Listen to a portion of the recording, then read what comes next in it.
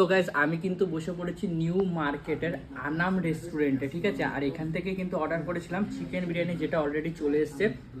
যদি চিকেনটা দেখায়, এরকম এক পিস চিকেন রয়েছে, যার মানে দেখে মনে হচ্ছে প্রায় 200 গ্রামের কাছাকাছি, কি তার পাশাপাশি কিছু একটা হবে, যাই হোক।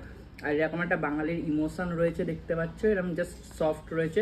তো চলো, এই বিরিয়ানিটার দাম কত ছিল কৌশিকটা? 240 টাকা। তো চলো 240 টাকার বিরিয়ানি ট্রাই করা যাক। একটু চিকেন নিয়ে নিলাম, চলো একটু চিকেনটা ভেঙে নিই, হালকা করে নিয়েছি, একটু আলু নিয়ে নিলাম, দিয়ে চলো বাঙালি খাওয়া যাক।